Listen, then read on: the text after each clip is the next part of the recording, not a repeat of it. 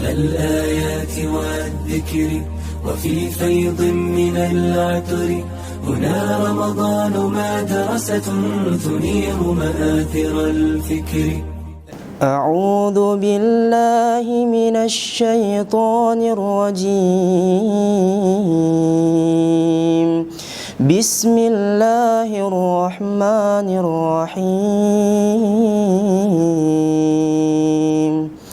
شهر رمضان الذي أنزل فيه القرآن هدى للناس وبينات من الهدى والفرقان فمن شهد منكم الشهر فليصم ومن كان مريضا أو على سفر فعدة من أيام أخر يريد الله بكم اليسر ولا يريد بكم العسر ولتكملوا العدة ولتكبروا الله على ما هداكم ولعلكم تشكرون. صدق الله العظيم. Bismillahirrahmanirrahim. Assalamualaikum warahmatullahi wabarakatuh. Innal hamdalillah nahmaduhu wa nasta'inuhu wa nastaghfiruh wa na'udzu billahi min shururi anfusina wa min sayyiati a'malina. May yahdihillahu fala mudilla lahu wa may yudlil fala hadiyalah. Allahumma anfa'na bima 'allamtana wa 'allimna ma yanfa'una wa zidna ilman.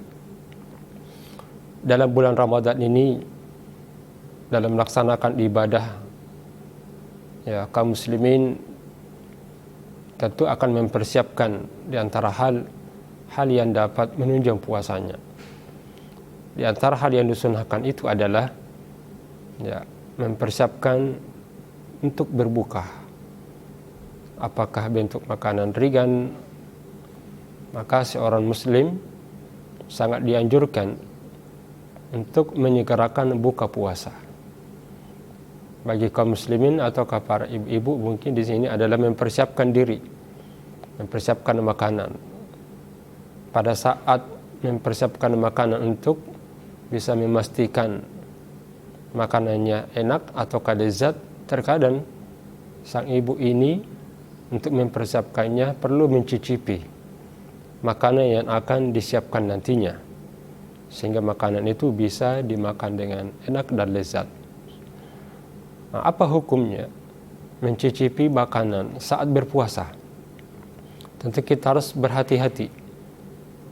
Jangan sampai apa yang kita lakukan ini itu bisa membatalkan puasa yang kita laksanakan. Ataukah sebaliknya, sesuatu yang tidak berbahaya, ya, sehingga kita dapat memaksimalkan persiapan buka puasa itu.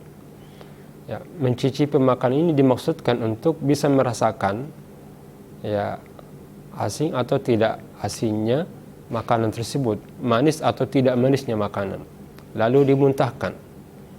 Ya, keadaan yang seperti ini, seseorang yang hanya sekedar mencicipi untuk bisa merasakan manis pahitnya makanan, lezat atau tidaknya, itu pada dasarnya adalah dibolehkan. Ya, karena Rasulullah SAW telah menyebutkan itu, bahwa tidaklah mengapa makan dari kuah untuk bisa merasakan lezat atau tidaknya ini. Tapi perlu dipahami bahwa maksud dan tujuan mencicipi ini adalah untuk bisa merasakan, ya, lezat atau tidaknya, bahkan manis atau tidaknya. Jadi tergantung dari kebutuhan.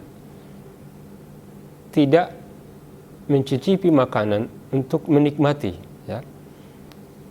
Karena pada prinsipnya hal yang membatalkan itu adalah memasukkan makanan, minuman ataukah benda-benda ke dalam lambung kita lewat rongga mulut ataukah rongga yang lain seperti hidung. Jadi kalau saja hal itu bisa dilakukan dengan sekedar mencicipinya saja, maka itu tidak membatalkan. Tapi sebaliknya, jadi merasakan makanan, bahkan menikmati makanan itu, sehingga selain merasakan dan dia menikmati makanan ini, maka yang ia lakukan itu adalah telah membatalkan. Seperti yang kita sebutkan tadi, bahwa hal yang membatalkan itu adalah memasukkan makanan, minuman ke dalam perut kita, dan yang kedua adalah menikmati, bahkan ya, memenuhi kebutuhan, keinginan, memuaskan keinginan dan hasrat. Ya, ini juga masuk kategori yang membatalkan. Maka termasuklah di sini adalah merokok. Merokok ini bahagian dari yang membatalkan, karena saat rokok itu kita masukkan ke dalam mulut kita, seseorang menikmati dan merasakan kenikmatan, ya, sehingga hajatan ataukah keinginannya menikmati dari benda-benda itu terjadi pada saat dia merokok. Nah, berbeda dengan hanya dengan mencium bau atau aroma makanan.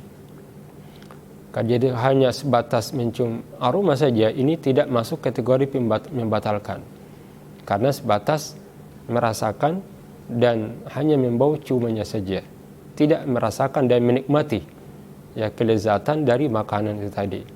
Sehingga kita pastikan bahwa pada saat mencicipi makanan itu ada maksud dan niatnya. Jadi kalau niat dan itu merupakan kebutuhan untuk memastikan lezatnya makanan ataukah manis atau tidaknya, maka dibolehkan. Tapi sebaliknya, kalau itu telah dinikmati, ya, maka akan menjadi batal. Tapi catatan, bagi ibu yang mencicipi makanannya ini, yang dibutuhkan adalah bisa merasakan lezat atau merasakan manis atau tidaknya. Sehingga kalau sudah terasa manis atau tidaknya, maka segera dimuntahkan, jangan ditelan, karena bisa membatalkan ya, puasa. Ini bisa kita kiaskan juga dengan berkumur-kumur, membasahi mulut kita dan hidung kita, dan itu terasa masuk ke dalam mulut, tapi tidak boleh ditelan. Maka berkumur dalam berwudu ketika berpuasa itu tidak membatalkan, dan itu kita bisa analogikan juga kepada orang yang ya, mencicipi makanan sekedar bisa merasakan manis atau tidaknya. Semoga kita termasuk orang-orang yang mampu memanfaatkan bulan Ramadan ini dengan baik dan mempersiapkan diri dan menjaga hal-hal yang dapat membatalkan, karena sifat kehati-hatian itu lebih utama daripada hal yang mengabaikan. Maka dalam hal yang dibolehkan perlu catatan-catatan untuk ada kehati-hatian di dalamnya, sehingga hal yang dibolehkan tidak bisa menjadi pembatal dengan ketidakhati-hatian kita. Semoga bermanfaat. Nasrun minallahi wa fathun qarib wa basyiril mu'minin. Assalamualaikum warahmatullahi wabarakatuh. على الآيات والذكر وفي فيض من العطر هنا رمضان مدرسة تنير مآثر الفكر.